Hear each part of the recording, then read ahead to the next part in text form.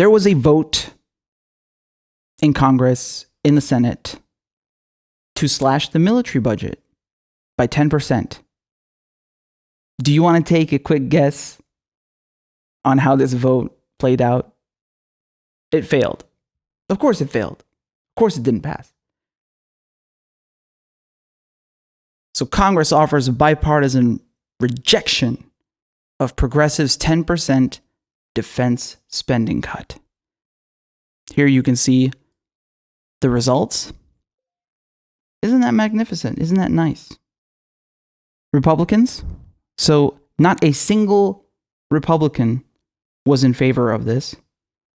The majority of Democrats were also not in favor of this. To nobody's surprise at all, the war machine continues. To nobody's surprise at all, this is some BS. 139 Democrats voted no, and 184 Republicans also voted no. Wow. Isn't that nice? Isn't that nice? When we tell you that this system is beyond reform, this is what I am talking about. Okay? Do you understand why this is a losing strategy, thinking that you are going to effectuate change? If we just vote in a few more progressives. Meanwhile, people are being drone striked. Meanwhile, people are having their homes destroyed, their land taken from them, military bases imposed on them. Yeah, sure. Take your time, please, by all means, right? You know, I'm sure people in the global south don't mind waiting for you. Please continue oppressing the global south, please, by all means. Continue feeding the military-industrial complex. Once again, look at that. Bipartisanship. Once again, the only thing that you ever see bipartisanship expressed in is war and bailouts for the corporations. I know this does not surprise you. I know. When it comes to bailing out Wall Street, Democrats and Republicans are on board. Of course they're on board. When it comes to not prosecuting the bankers who caused the economic crash, everybody's on board. No one is going to do anything. When it comes to going to war in Iraq, everybody's on board. When it comes to invading Afghanistan, everybody's on board. When it comes to mass surveillance, the Patriot Act, everybody's on board, and everybody's on board to renew it. And when it comes to the CARES Act, meaning we don't care, everybody's on board. And when it comes to the HEROES Act, everybody's on board. And of course, giving the Pentagon and the military-industrial complex these really thick, fat contracts, everybody's on board. Everybody. This 10% cut is a joke anyway. The 92 Democrats who did vote for it know very well that it's a joke. They know that. That's why they voted yes. Do you really think if you had proposed, let's say a 50% cut or a 70% cut, that they would have voted yes? I can assure you, and you goddamn know it, not a single one would have voted yes. And cue the platitudes, cue the excuses, yada, yada, yada. This was introduced by Bernie Sanders, if I'm not mistaken. 10% is a joke. This is a farce, right? You could cut 50%.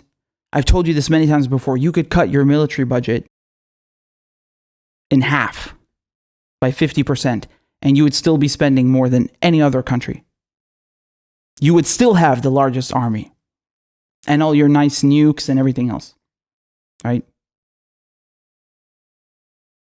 60% of your money, of your federal budget, goes to bombing people, to murdering people. This is called a death cult, okay? These people that wander the halls of Congress wearing their nice suits, and demanding civility are merchants of death. Okay, it's a death cult. And in many ways, it's not just about the imperialism and the bombing and destruction of the global south, even towards yourselves, when they deny you healthcare, when they deny you a social safety net during a pandemic. It's a death cult. I cannot believe that there are progressives touting themselves as alternatives to the duopoly, to this establishment, who insist on running for office in a party that overwhelmingly votes for wars, for bailouts, theft, for the denial of healthcare, for all the same things that they claim to be against. Isn't that a bit weird? Even Bernie Sanders himself got into office as an independent. And yet all these new progressives who claim to be so different and so much better keep running as Democrats. You don't find that a bit weird? How they anchor themselves and put themselves in handcuffs, politically speaking. Isn't that a bit weird? Why would you want to be included in a party like that? Why don't you just go and run as a Republican? It's the same shit. Why don't you just go run as a Republican? There is no difference between either of them. On top of all this, right? Do you think they'll ever bring up sanctions? Do you think they'll ever bring up the other consequences of imperialism? It's not just about cutting your military budget. I don't care if you cut your military budget by 99%, but you're still using 1% to kill people. Fuck you. I don't care if you use 0.001% of your military budget, because it's only used for destruction and murder and imperialism. This is a farce. This is a joke. This is a platitude. And the only people who think that this is some kind of concrete form of protest, like, oh my God, AOC and these 97 or 92 Democrats who voted in favor, they're so brave. Don't you see? Why are you denying Ilhan Omar's voting record? Why is the left eating itself? People who speak like that are never on the receiving end of imperialism. Ever. Ever. They're clowns. They're morons. Because to them, this is sufficient. They think this will suffice. They think that this is advocating, fighting for change. They think that this is, the real show is not happening here. The real show is happening at Wall Street. The real show is happening at Raytheon. It's not being decided here. This is once again a very clear indication that your entire political apparatus is beyond reform. Okay? You cannot reform this. You cannot reform this. This is a joke. You are deluding yourself. They're telling you themselves, it's not me. They won't even cut your military budget by 10%. What makes you think they're going to cut it by anything? What makes you think that they're going to stop being predatory imperialists? Where is the mention of sanctions? Which also kill. Which are also illegal.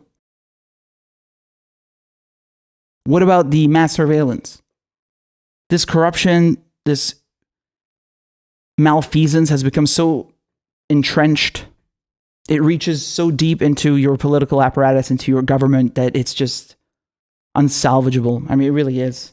People who think otherwise are truly deluding themselves. You would think for a country that was founded on revolution that this might click, but apparently not.